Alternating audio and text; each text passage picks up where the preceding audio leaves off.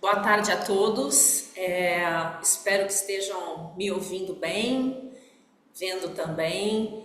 Vamos aqui ao nosso segundo dia do TAG Summit Conselheiros, muito animados porque recebemos enormes feedbacks de todos que participaram ontem sobre a qualidade das palestras, dos painéis essa é a intenção para esse segundo dia, onde nós vamos tratar de assuntos também muito importantes para o nosso segmento. Vamos falar aqui de investimento sustentável, de financial well-being. Vamos também trazer um último painel onde a gente vai falar sobre o call to action, ou seja, como potencializar a previdência complementar. Então, está um dia aqui bastante rico, painelistas ótimos. Agradeço a presença de todos que já estão aqui conectados, agradeço principalmente também a disponibilidade, todo o cuidado dos nossos painelistas nesse segundo dia de evento. E para começar, né, apenas um recadinho, lembrando que para a pontuação precisamos que vocês participem dos 2 dias do evento. Em breve vocês vão receber também o aviso de que essas palestras todas foram para o YouTube. Hoje encaminhamos já os links dos arquivos apresentados ontem. E é isso. Boa sorte a todos, boa tarde a todos nós. E para o primeiro painel, vou chamar aqui a Francisca Brasileiro, que vai conduzir o painel sobre investimento sustentável. Boa tarde, Francisca. Boa tarde a todos. Mais um dia juntos aqui, estamos super felizes com isso. Reforço o agradecimento da Marcinha por todos que conseguiram se juntar. Hoje eu tenho mais um enorme prazer, né? Quem sabe, quem já está acompanhando aqui desde o primeiro Summit Conselheiros, quem não está aqui, venham muitos, mas eu sou apaixonada pelo tema ASG, né? Dos investimentos ASG. Hoje a gente vai chamar a Raquel. A Raquel é a coordenadora da Comissão Técnica de Sustentabilidade da ABRAP, é uma, digamos, forte atuante aqui, muito importante para o nosso sistema. Ela está na liderança da coordenação desde 2016, desde 2007, ou seja, né, a gente está falando de uma das pioneiras desse assunto. Ela faz parte da comissão e também no Fórum de Equidade desde 2011. A Raquel, ela participou, né, de vários projetos, assim, então, implementação dos programas, projetos, políticas, todas aí as implementações dos princípios da ASG e da ODS, né, dos princípios ali de melhores práticas, enfim, vou deixar ela falar mais sobre isso. E coordenou e aí vai apresentar hoje para a gente o resultado do relatório aí da pesquisa ESG que foram feitas com todas as fundações.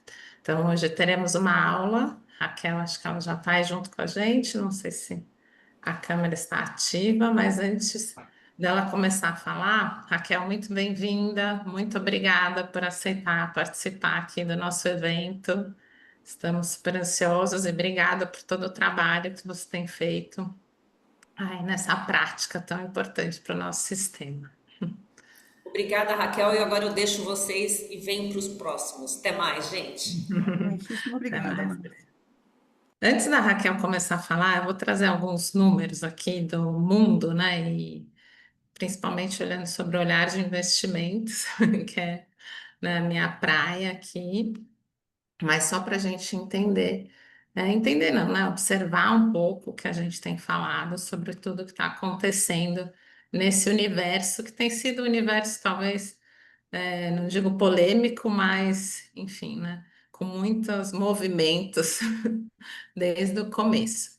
Primeiro, assim, né, a gente escuta falar ESG, o ESG em inglês, né, Environment, Social and Governance, em português a gente fala ambiental, social e de governança. Eu vou deixar a Raquel, que é nossa especialista, falar mais sobre isso. Mas a gente escuta muito falar que a ESG é um tema que caiu, né, saiu de moda, digamos assim. Mas quando a gente observa esses dados no mundo, né, e acompanha bastante isso em termos de investimento, essa é uma indústria de simplesmente 3,5 trilhões de dólares em investimentos com essa temática específica. É muito grande, né? Representa aí uma parte muito importante. Só nesse último ano, né, ele cresceu 10%, se a gente olhar para 12 meses para trás. Ainda, e mais do que nunca, está bem concentrado na Europa, mas tem crescido muito no Brasil. Na verdade, nos últimos anos, no Brasil tem tido um crescimento de mais de 20% ao ano, o tamanho dessa indústria, entre os ativos e passivos. Mas desde a guerra da Ucrânia, a gente começou a viver algumas questões, principalmente no lado ambiental, falando sobre a crise energética, né? Teve a guerra da Ucrânia, a Europa fez um forte, digamos, esforço aí na redução do consumo, né, dos combustíveis fósseis barra petróleo, e aí o que acontece é que teve uma crise energética. Então, obviamente, né, quando as pessoas ficam sem calefação e sem luz, começa-se a criticar um pouco essa temática.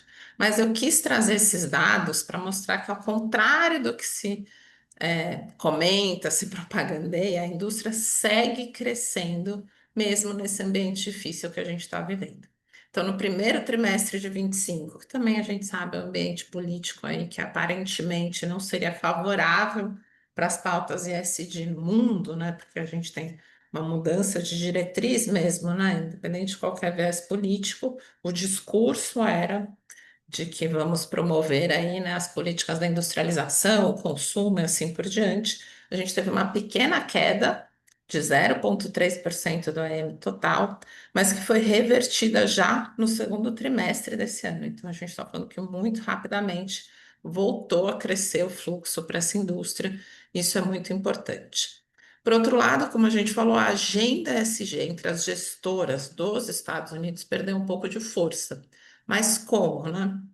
A gente tinha a política de voto das grandes principais, BlackRock, Vanguard, etc., bastante repressivas, talvez a gente pode falar essa palavra, no sentido de cobrando muito, e tanto a Europa quanto os Estados Unidos estão reformulando um pouco a forma como falam sobre isso. Então, mudando um pouco o discurso para você precisa ter uma agenda assim para eu votar alinhado com você para promover melhores práticas, e hoje em dia a gente volta a falar bastante do tema sustentabilidade, não de regras tão rigorosas.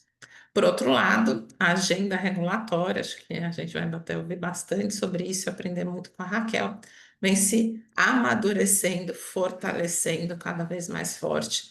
E aí a gente vê que, enfim, continuamos com apoio muito grande a essa pauta, apesar de vários ventos contrários, e o mais importante é o crescimento continuar mais de 10% ao longo dos últimos 12 meses.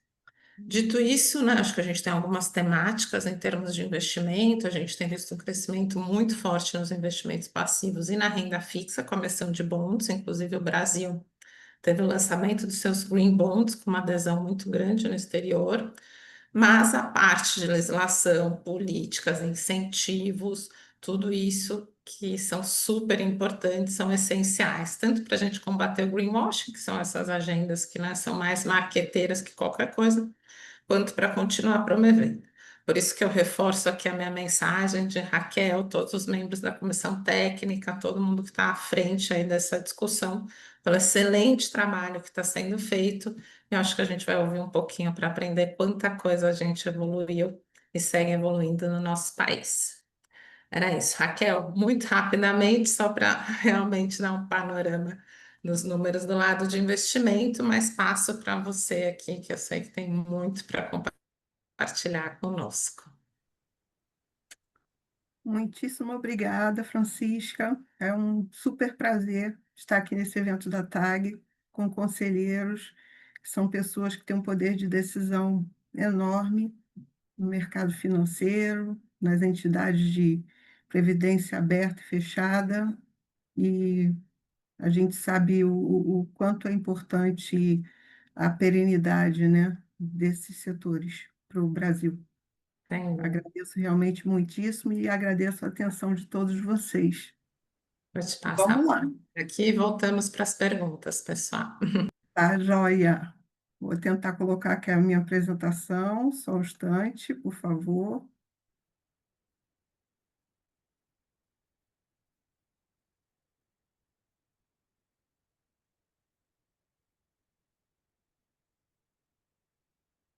Já está aí, pessoal? Tá.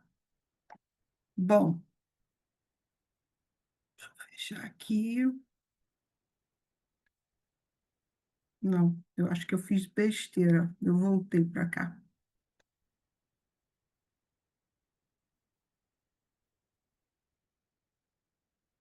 Eu acabei voltando para.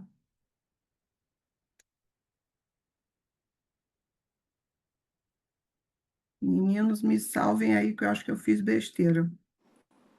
A Eu tô apresentação está na tentando tela, aqui. A Raquel. minha Só passar para apresentação está frente. na tela, né? Eu aqui estou Isso. com toda a com vocês aqui na minha telona. Por isso que eu não estou conseguindo. Ah, já achei aqui. Onde que eu vou fechar todo mundo? Só um instante, tá, pessoal? Caríssimos ouvintes, eu tenho que sair dessa. Na verdade, eu estou com a Francisca grandona aqui para mim. Raquel, se você quiser, eu posso compartilhar para você. Mas de qualquer forma, eu estou com a Francisca grandona aqui. Esse que é o fato.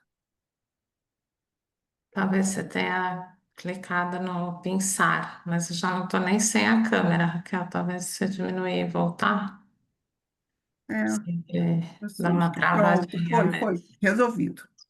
Bom, pessoal, hoje a gente vai, desculpem a falha técnica de Raquelzinha, a gente vai falar, né, de investimento responsável. Eu vou trazer aqui os destaques do capítulo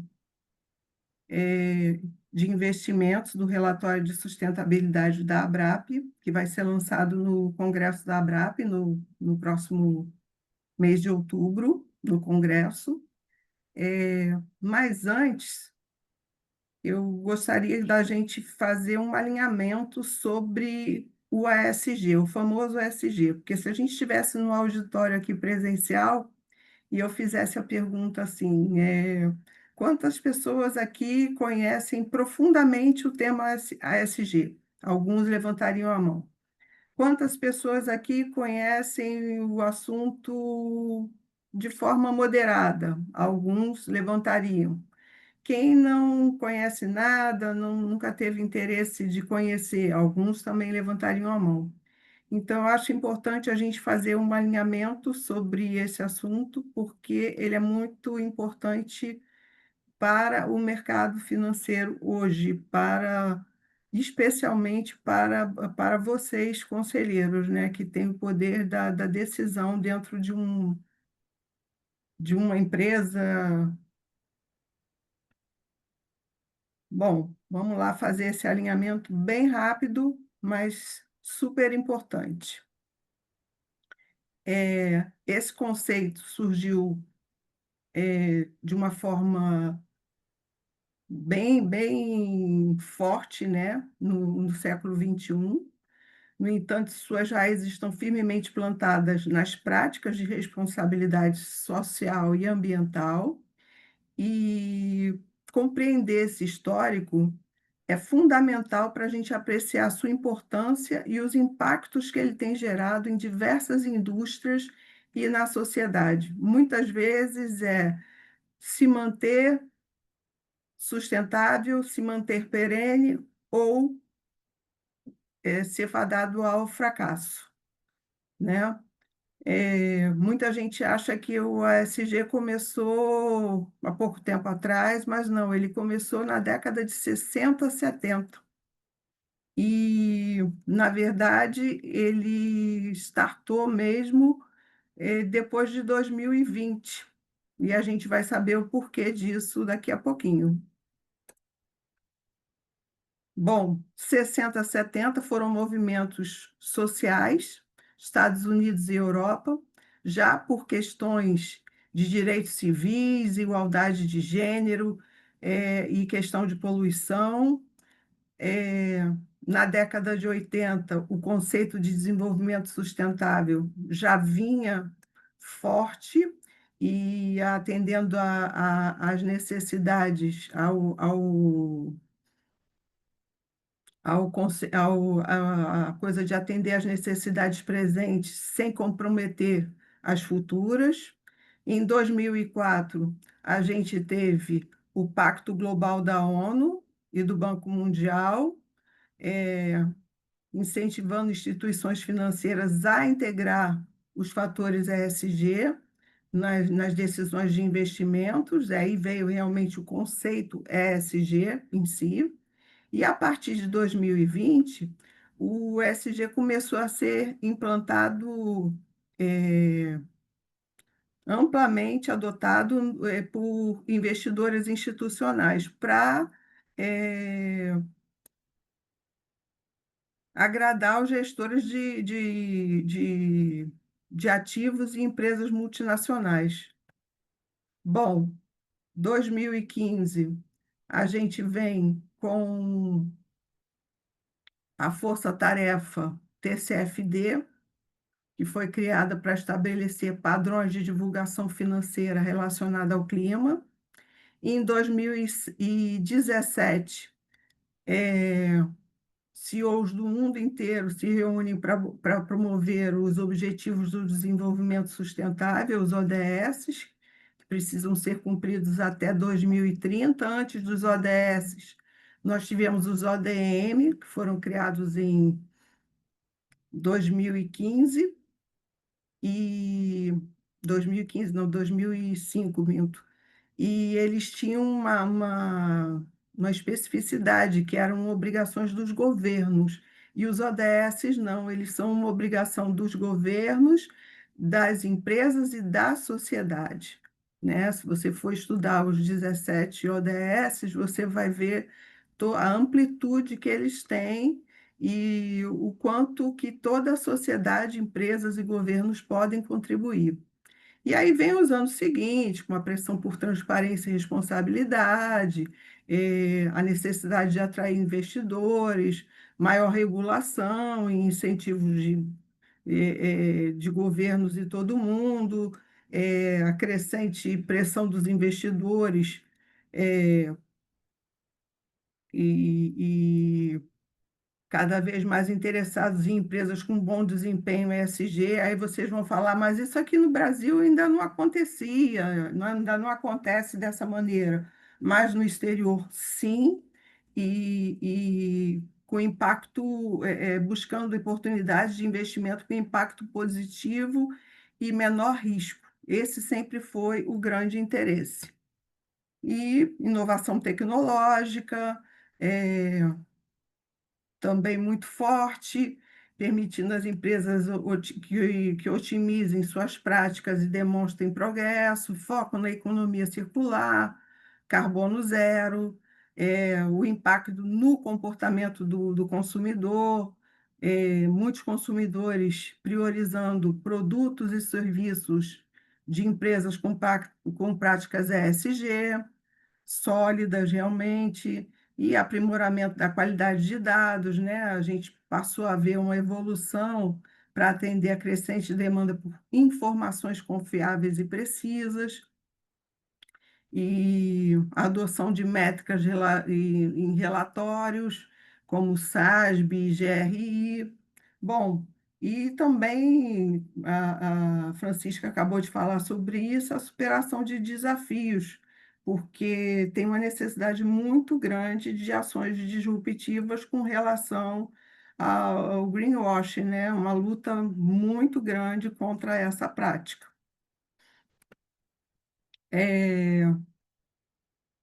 Bom, o ASG, na verdade, ele não startou juntinho, né? Eu costumo dizer que ele teve, assim, teve os cliques dele, né?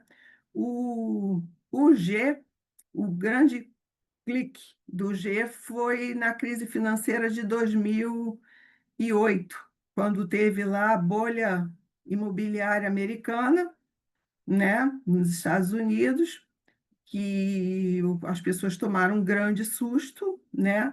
E, na verdade, ela desempenhou um papel crucial nesse movimento, né? Quando ela evidenciou falhas, de governança e riscos sistêmicos associados a essa falta de transparência e responsabilidade no setor financeiro, né? Então, a gente teve uma resposta dos reguladores e investidores e da própria sociedade, né, em geral, que passou a exigir padrões mais elevados de governança e essa validação de práticas empresariais sustentáveis. Então, esse foi o grande clique do G, que aconteceu fora do Brasil, né? Na verdade, o Brasil ainda ficou meio descrente, porque vocês sabem que a gente mora num país tropical, abençoado por Deus. Aí eu vou cantar: moro num país tropical, abençoado por Deus. E aí, com a gente, não ia acontecer nada disso, só lá fora, né? Bom, o clique do A veio com a explosão daquela plataforma, né? O vazamento e explosão da plataforma da BP no Golfo do México, que foi um dos piores desastres ambientais que a gente teve nos Estados Unidos, né? Custou mais de 65 bi, causando rebaixamento financeiro e queda das ações e risco de colapso. Um grande susto para todo o setor. Tem várias explicações. Não foi cimentado direito, a rachadura foi porque não cimentaram direito, mas a grande verdade é que não houve, quer dizer, houve a análise de risco, mas a análise de risco, os dados não foram respeitados. Existia ali uma necessidade de se fazer 2 dutos, né, na verdade, e por economia, aquela famosa economia porca, só foi feito 1 duto, né? Porque o que deveria acontecer? Quando começasse o vazamento, se transferiria a retirada, né, para o outro duto, o duto reserva, e o vazamento seria bem menor. Mas aí vazou por 36 horas, queimou por 36 horas, né? Aquela explosão, e contaminou de uma maneira estratosférica. Então, realmente foi uma coisa que poderia ter sido evitada se a análise de risco fosse cumprida, os padrões ali, e infelizmente eles não foram cumpridos. Bom, o... deixa eu pular esse aqui, gente, e ir para frente. Mas, como eu tinha dito, no Brasil ainda não tinha acontecido. Então, aconteceu lá nos Estados Unidos, foi um grande susto para o mercado. Nosso país tropical ainda não tinha acontecido isso, mas aconteceu. Aconteceu a grande tragédia de Mariana, né? Pela Vale, né? São Marco, leia-se Vale, e a gente teve um desastre com 19 mortos, né? E um impacto ambiental severíssimo no Rio Doce. A gente até hoje ainda está recebendo, né, nos nossos alimentos aí, etc., a água, os dejetos aí do que aconteceu nessa tragédia, né? E as famílias ali afetadas, o meio ambiente ali afetado, tudo que aconteceu depois daquilo ali, tem várias conotações ambientais provenientes dali que não são muito faladas, porque a gente sabe que tem todo um contexto empresarial envolvido nisso. O que sempre é dito: aconteceu uma vez só, uma desgraça dessa, foi um acidente. O acidente aconteceu de novo, 4 anos depois, em Brumadinho, já com um número de pessoas mortas muito maior, 272, expondo a negligência na mineração. Foi o maior desastre de trabalho, deixando um impacto social e ambiental profundo, né? Então, nós vimos o quanto o Brasil também está exposto a esse tipo de de acidente e prejuízo financeiro para os investidores desse tipo de investimento, né? Desse tipo de empresa. Vamos voltar aqui, que eu acabei salvando não, aconteci e acabei colocando. Vamos falar do clique do S, quando que ele finalmente aconteceu e foi para o mundo inteiro. Eu posso falar isso de cadeira, porque a minha primeira formação foi em serviço social. E em todos os debates, né, no próprio Comitê de Sustentabilidade, em outros fóruns, eu sempre bati muito na tecla da questão do S, que as empresas não deveriam só investir em filantropia. E o mundo todo sempre achou que investindo em filantropia estava fazendo o seu papel social junto à sociedade e estava tudo resolvido. E eu sempre falei muito sobre questão de infraestrutura, de saneamento básico, a importância sobre isso. E quando foi em 2020, o mundo se deparou com a Covid-19, uma pandemia mundial que colocou todas as classes sociais no mesmo patamar, né? É, e a gente deve ter consciência de que as mudanças climáticas e a pandemia Covid-19 são crises convergentes, tá? É, a pandemia no Brasil, o Brasil sofreu maiores consequências devido à escassez de saneamento básico e infraestrutura. Uma pessoa não pode se proteger, não consegue se proteger da Covid se ela não tem água para lavar as mãos, para tomar banho e para lavar suas roupas. A doença vai proliferar, infelizmente. O ranking de saneamento de 2024, realizado, né, realizou um retrato, né, da situação do Brasil nos 100 municípios mais populosos. O Brasil tem 32 milhões de pessoas sem acesso à água potável e 90 milhões sem acesso à coleta de esgoto, segundo esse ranking. Vocês estão vendo aqui na imagem do meio, a imagem de um bebê no meio de uma comunidade, no meio do lixo, da lama, da sujeira. Na imagem aqui ao lado, a gente tem uma outra comunidade com o esgoto a céu aberto, passando aqui, as casas sem saneamento. Esse bebezinho, ele está sujeito a receber, entre outras tantas coisas, né? Não tomar água potável, não, um monte de coisas. Ele está sujeito a cerca de 30 picadas de mosquito por noite. O que significa isso? Significa que, além dele ficar com o corpinho dele parecendo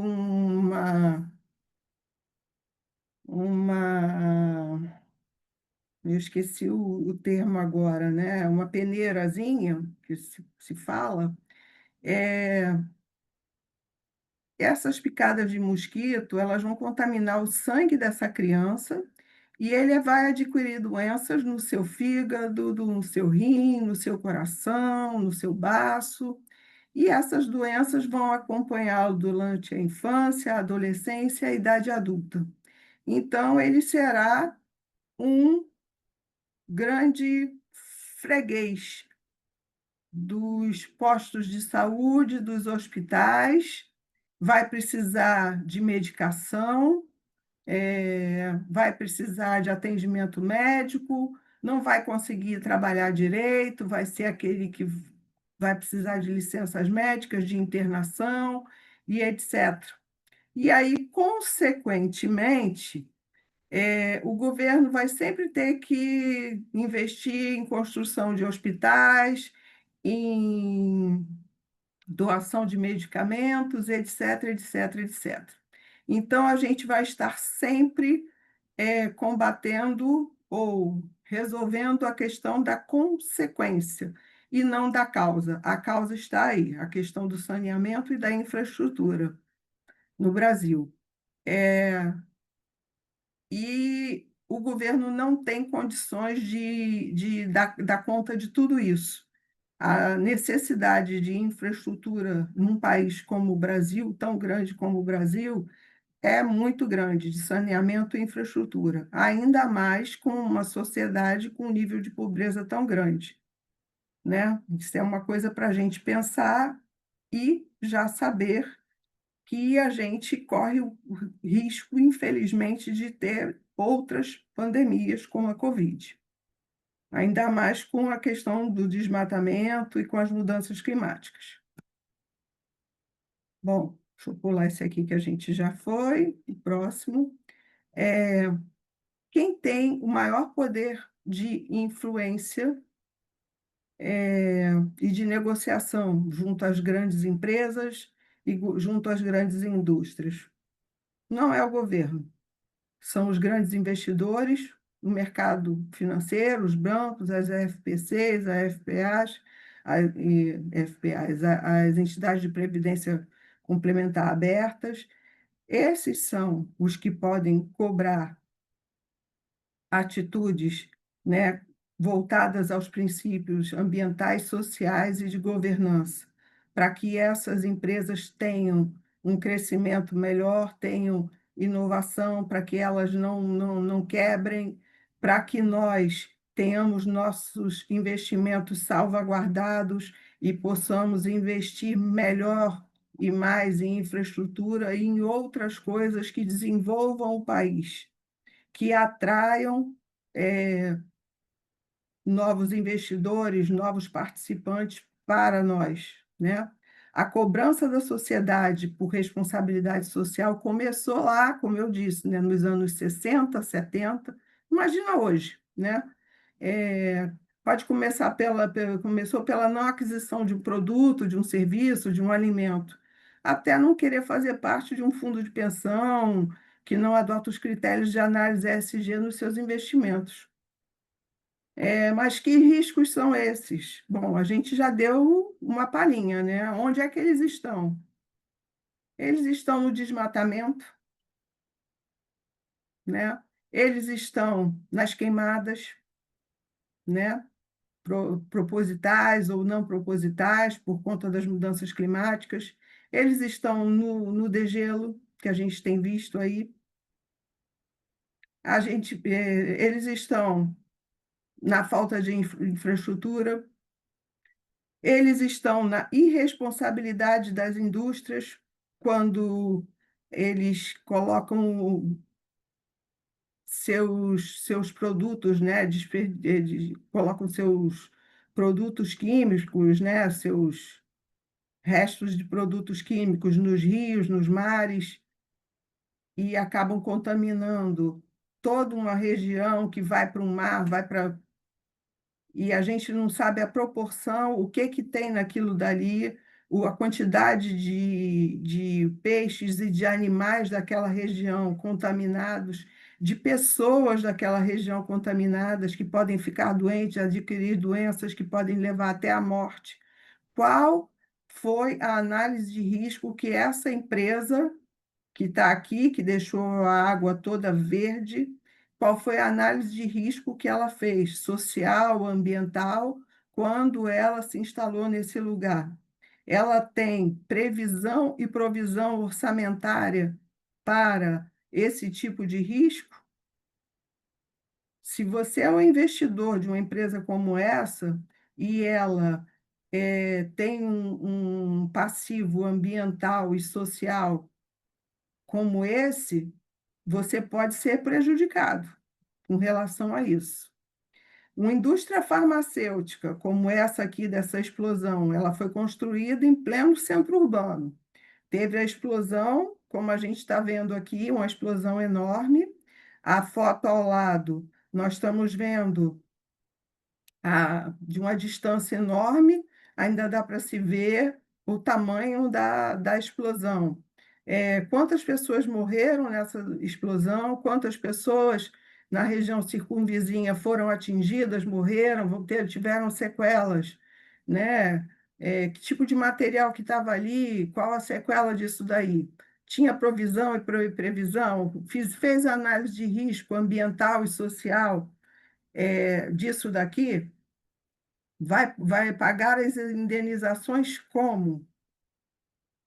Se você é um investidor, isso tudo precisa estar no relatório de uma empresa como essa. Isso tudo precisa ser perguntado é, pelo investidor quando vai investir numa empresa como essa.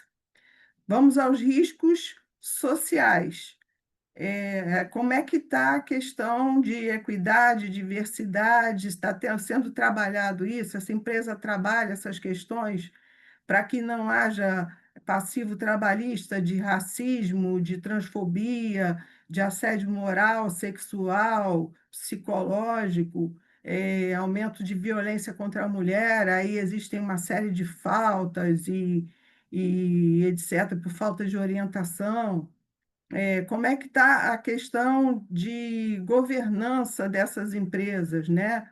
É, a gente realmente sabe como é que estão os números daquilo ali ou eles estão sendo maquiados para que depois a gente não tome um susto, a empresa quebra e a gente vai junto, né? Tudo isso são riscos ambientais, sociais, financeiros e de governança que precisam ser vistos por nós. Os riscos perdão, climáticos são os mais significativos e mal compreendidos hoje em dia. E a gente, assim, não precisa, eu não leio esse ou aquele jornal, ou não vejo aquela ou outra, aquele outro canal de TV, ou aquele outro aplicativo, está em tudo. São eventos extremos acontecendo em todos os países o tempo todo. A gente aqui tem visto, Sul, Nordeste, Centro-Oeste acontecendo, na Europa está acontecendo eventos extremos o tempo todo. E não pensem que o social, o ambiental e as mudanças climáticas, eles vão influenciar, sim, a sociedade, o comércio, as plantações, as empresas, as indústrias, os bairros, as cidades, os estados, os países e os investidores de forma moderada, média ou grave. E no caso de nós investidores, esses impactos financeiros podem influenciar em metas atuariais e até em sua perenidade. Então, são motivo de muita atenção. Vamos fazer treinamentos voltados a questões de riscos em mudanças climáticas, e isso é importantíssimo para nós. Finalmente, eu acho que deu para compreender bem, né? A gente alinhar o tema ASG, a gente vai agora para os resultados do relatório no capítulo investimentos, né? Bom, gente, eu estou meio perdida aqui com a nossa telinha aqui do pessoal, mas vamos lá. Bom, a nossa pesquisa, ela analisou o desempenho de formas de gestão dos aspectos ambiental, social e de governança de 56 entidades. Isso significa 65% do padrão das entidades associadas da ABRAP e um total de 835 bi dos ativos totais.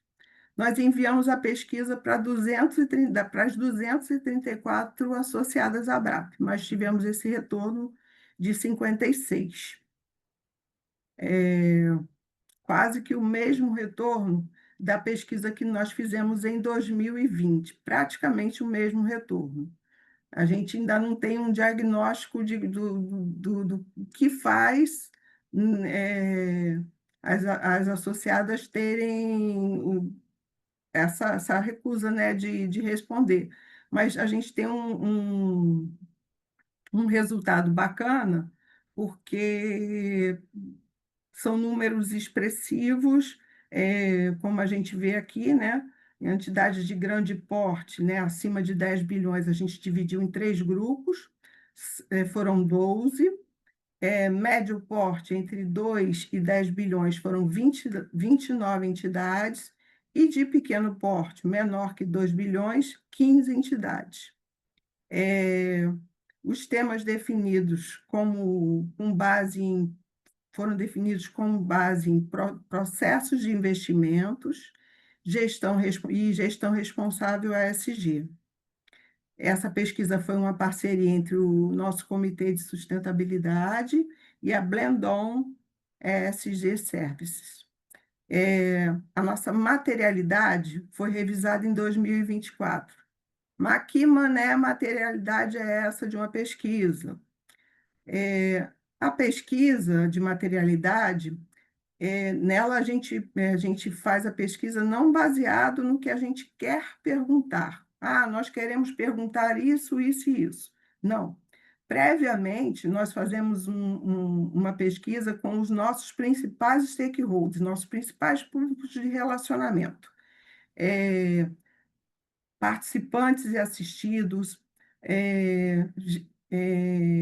Previc, a própria Abrap, gestoras de recursos, mercado financeiro, até a B3, os próprios jornalistas também que nos acompanham.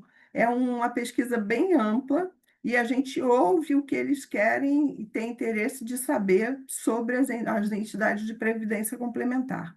Daí, com essas respostas, nós montamos a pesquisa. Então, vamos aos dados. Gente, eu não sei se eu estou sendo muito rápida, muito lenta. Bom, bora lá. Vamos ao avanço na abordagem de investimento responsável formalizada. 82,1% das FPCs possuem abordagem formalizada. Nós tivemos um aumento de 10,2% em 2024 versus 2020. O destaque vai para o crescimento, vai para o crescimento e reforça a preocupação com gestão de riscos aprimorada e retorno sustentável de longo prazo. Está aí a nossa tabela. Vamos agora à abordagem de investimento responsável formalizada por patrimônio. A maioria das FPCs relatou que incorpora essa abordagem em sua política geral de investimentos. Entre as entidades de grande porte, patrimônio acima de 10 bilhões, apenas 16,7% possuem um documento dedicado especificamente ao tema, um crescimento significativo de 7,6 pontos percentuais em relação à pesquisa anterior. Então, montou um documento relacionado à abordagem formalizada. A gente teve só esse crescimento de 7,6 pontos. A maioria ainda está com essa formalização apenas na política de investimentos. Abordagem de investimentos nas FPCs formalizada. A maioria das entidades inclui abordagem em sua política geral de investimentos, enquanto apenas... Isso eu acho que eu já falei anteriormente, né? Espera aí. Não, mas é de um outro jeitinho. A maioria das entidades inclui abordagem em sua política geral de investimentos, apenas 16%, 7,6% é um outro tipo de quadro, mas aí a gente fala em não possui, é um número, esse é um quadro mais que dá para enxergar melhor esses dados. Vocês veem que, sim, como parte do documento que aborda nossa filosofia ou política de investimentos, a gente tem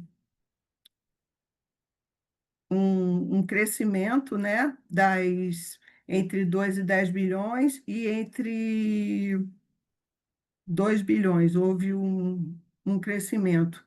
Não possui, temos aqui uma redução E sim, como parte do documento específico, né, a gente só vê os 16% nas acima de 10 bilhões. Sim, para todas as classes de ativos que gerenciamos, nas de acima de 10 bi e as entre 2 e 10, e sim para a parte das classes de ativos que gerenciamos apenas para as entre 2 e 10. Destaque positivo para a redução de 16, e dentre essas, 73,3% já incorporam o tema em sua política de investimentos. Participação em iniciativas que promovam o investimento responsável. A gente está falando de ser signatário de PRI, de CDP, do Pacto Global e do Código de Stewardship da ANERC. Entre as FPCs pesquisadas, nós tivemos 35,7% são signatárias dessas iniciativas de desenvolvimento sustentável, um importante mecanismo de conscientização e validação, porque quando uma entidade é signatária, primeiro, ela consegue participar de uma série de encontros desses pactos, né, e desses programas. Então, ela consegue se desenvolver. Ela participa também dos grupos de engajamento junto às empresas investidas, e ela demonstra às empresas investidas seu interesse de que elas promovam e desenvolvam as ações ESG, que elas se engajem no desenvolvimento de ações ESG, que elas saiam de um determinado patamar e passem para um outro patamar ESG. O objetivo é impulsionar realmente o investimento responsável e que promova o desenvolvimento sustentável de uma forma de conscientização realmente, né? Validação da importância desses aspectos. Comitês de risco, né? Quantas a gente tem aí com comitês de risco? Quando se trata de contar com um comitê de risco para supervisionar a estrutura da gestão de riscos, né? Nós temos 66,7% das entidades com patrimônio acima de 10 bilhões, indicaram possuir um comitê formal. Entre este número é 12,2% a mais do que o resultado da última pesquisa de 2020. Entre as entidades com patrimônio entre 2 bilhões e 10 bilhões, 41,4% indicaram ter um comitê formal, representando também um aumento de 5,4% em relação a 2020. Dentre as entidades com patrimônio menor que 2 bilhões, 20% afirmaram possuir um comitê formal. Então, as coisas estão evoluindo e evoluindo de forma gradativa. Já a gestão de riscos, a ESG, ela demanda evolução. Apesar da gente detectar um aumento no mapeamento dos riscos não financeiros, a integração dos riscos ESG na análise e decisão ainda é pequena, como é possível nós observarmos nesse gráfico aqui, tá? A prática não é realizada por entidades menores que de 2 bilhões, um número bastante alto, 66,7%, entre 2 e 10, 41,4%, e 16,7% nas acima de 10 bilhões. Recomendações para o gestor, que já é uma grande bênção, porque a gente viu que tem entidade que nem isso faz. Recomendação para o gestor: 13,3%, 17,2% das de médio porte e 16,7% das de grande porte. Processo qualitativo, 20% nas de menor que 2 bilhões, 41,4% Entre 2 e 10, 58,3, acima de 10 bilhões. E, infelizmente, no processo quantitativo, a gente não tem nada entre 2 bilhões, 2 e 10 bilhões e apenas 8,3 acima de 10 bilhões. Bom, eu tenho a declarar que nós temos expectativa de dados mais promissores para o próximo relatório, que deve ser feito em 2027. Mas por que vocês devem estar se perguntando? Será que essa moça, jovem senhora, ela é cheia de ilusão? Não. Nos próximos anos, nós vão entrar em vigor instruções e normas que cobrarão materialidade dos aspectos ESG. Por isso que a gente tem essa expectativa. Bom, o que diz a legislação no mercado, né, também? A SUSEP foi quem saiu na frente, porque será, né? Tem que pagar os seguros, né? Com a circular SUSEP 666 de 2022, demonstrando o compromisso do sistema financeiro nacional com a sustentabilidade, e a normativa ela visa fortalecer controles internos e estruturas de gestão de risco nas entidades supervisionadas. Já a resolução CVM 193, essa é forte, tá? Daqui a pouco vocês vão saber por quê. Ela aumenta a transparência, exige que empresas divulguem informações sobre os seus impactos ambientais e sociais de governança de forma consistente, busca facilitar a tomada de decisão dos investidores, tem a atração dos investimentos sustentáveis por padrões internacionais, promove, né, o desenvolvimento sustentável e do mercado de capitais brasileiros e adota, né, esses padrões internacionais de governança corporativa. A resolução 193, a obrigatoriedade dela começa agora em 2026 e para alguns em 2027, para mais de 700 emissores de renda variável fixa com registro na autarquia, com padrões elevados de asseguração e auditoria externa.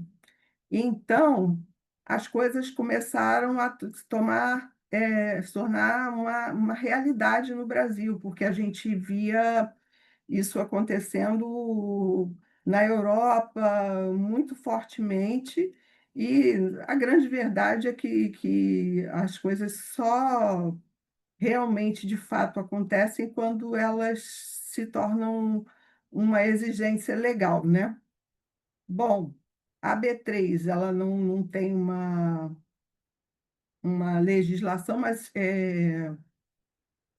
ela recomenda, né, uma regulação dos requisitos sobre os aspectos ESG. Como companhia aberta, nos comprometemos a implementar iniciativas que estejam em linha com as melhores práticas da agenda ESG, e como indutores de mercado, né, nosso compromisso é em induzir empresas em geral a avançarem nos aspectos ESG. A B3 ela tem um guia de sustentabilidade. A última edição dele foi em 2022, a última atualização. A CVM aprovou medidas propostas pela B3 para aumentar a diversidade em diretorias e conselhos de administração de empresas listadas, e medidas têm caráter informacional e buscam estimular que as companhias reportem boas práticas, abrangem eleições de mulheres e grupos subrepresentações, para alta liderança, além de inclusão, achei isso ótimo, de critérios ESG no bônus dos executivos. Isso já é uma prática fora do Brasil e teve essa sugestão, né, proposta pela B3 e a CVM aprovou. Bom, para as EFPCs, a gente vem aí numa evolução da 3792, que já tinha sugestões, a SG, mas não como obrigação, 4994 também.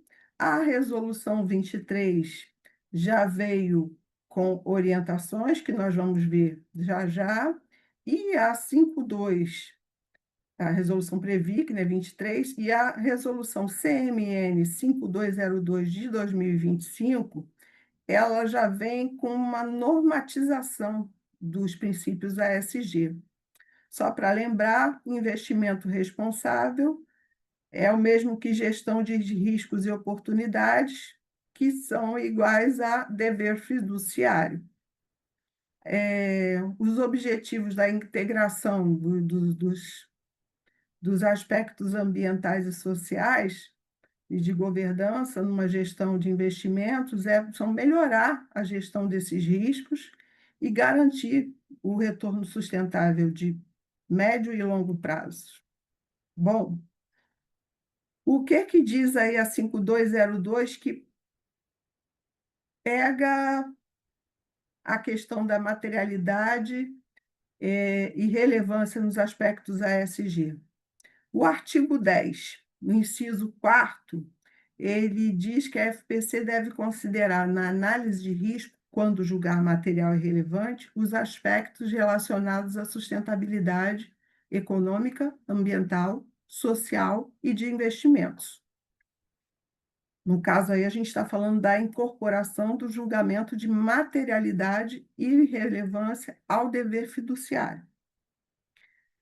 Já o inciso 5º, diz que a FPC, observada a segmentação e os critérios estipulados pela Previc, deve avaliar e dar transparência aos aspectos ambientais, sociais ou de governança da carteira de investimentos dos planos de benefícios.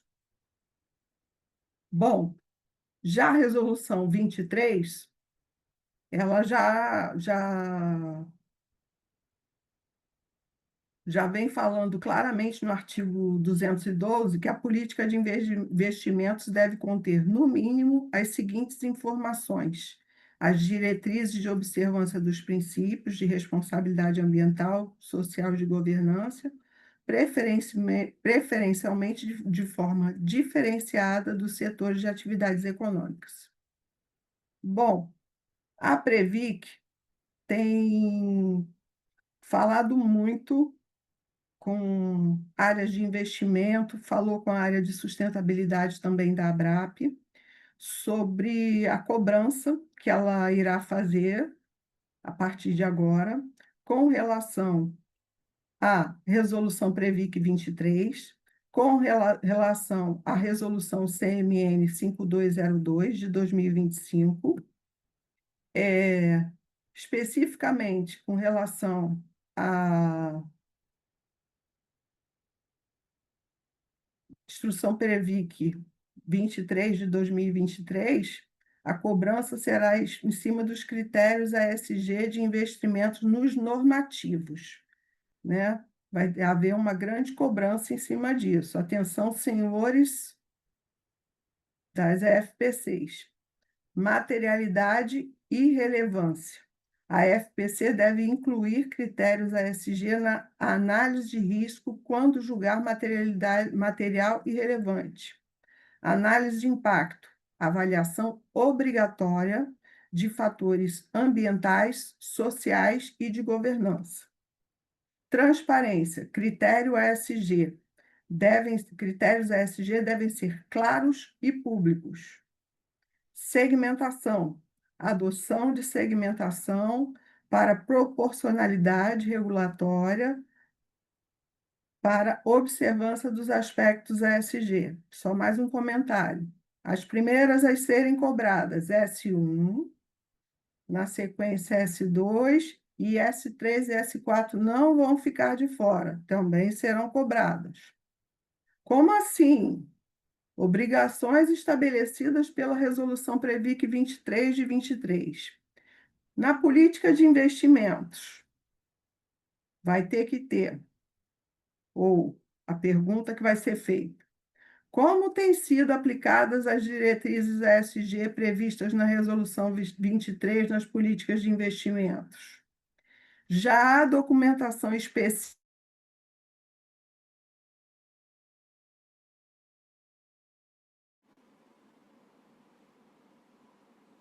Chica, acho que travou aqui. Ou apenas Vai, cumprimento Raquel, travou um formal? pouco. Meu tempo acabou? Sim. Sim, mas Ixi, é uma travada. eita, Aproveita que você eu já conseguiu. vou acabar. Tá ótimo. Essa é a última pergunta. Aviso aos senhores, a resolução 23, ela está sendo revista com previsão de consulta pública para novembro de 25. Vem aí as EIFRS, elas vão entrar em cena agora em 26, 27, e isso vai ser o grande casamento com a nossa 23, que vai ser reformulada, e a 5202. Então, vamos nos agarrar com as IFRS e fazer com que as nossas investidas as cumpram, porque elas são obrigadas a cumpri-las. Ok, rapazes e moças, aqui vocês têm acesso ao link do relatório de sustentabilidade do setor, é só apontar aí o celular, o QR Code, está aí na telinha. Fiquem à vontade, agradeço muitíssimo e peço desculpas porque eu ultrapassei o tempo, gente. Não, mas tudo bem, estamos só em 3 minutinhos. É que tinha travado só a Tá, tela, aproveitamos para encaixar. Raquel, tá acho que a bom? gente tem mais comentários aqui do que perguntas, né? A questão dos riscos aí Então, dos ventos contrários que a gente falou do começo. Mas também acho que você deixou bem claro aqui todas as ações que estão sendo feitas, né?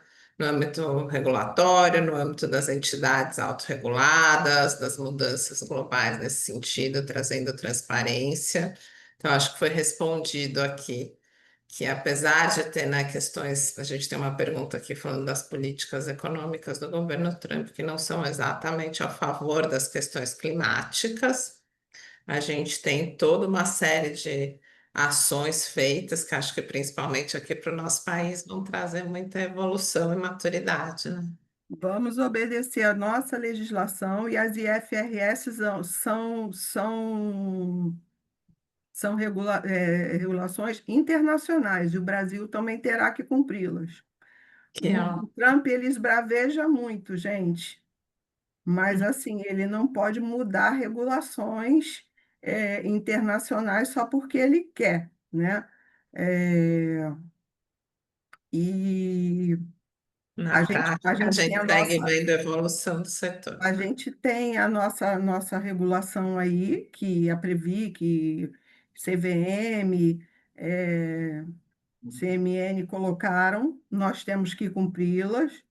E o que a gente vai poder se agarrar e vai fazer o grande casamento vai ser com as IFRS.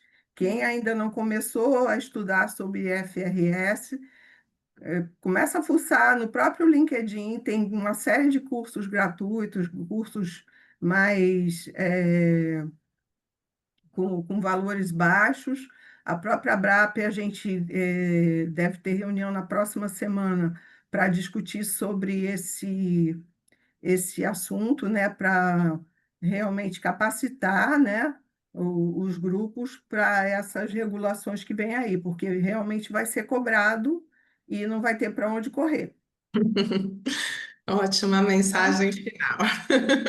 Não, Raquel, eu sou uma não pessoa matem o de mensageiro, né? Estou falando isso porque tem uma semana que a gente teve reunião com o diretor de normas da Previ, que foi esse o aviso que eu dei. Eu estou aqui de porta-voz. Ótimo. Pessoal, excelente palestra, Raquel. Muito obrigada por ter deixado o link de acesso ao relatório. Pessoal, como sempre, se precisarem, nos acessem diretamente a Raquel. Fiquem à vontade. Raquel, vamos encerrar para manter a nossa disciplina, mas agradeço muito e, de novo, aí que todos acessem e participem. Aí, muitos elogios pela sua palestra e tópico mais do que importante. Marcinha? Obrigada, gente. No Obrigada, time Raquel. todo. Tá, obrigada, Raquel. Muito obrigada. Grande Tchau. abraço. Abraço.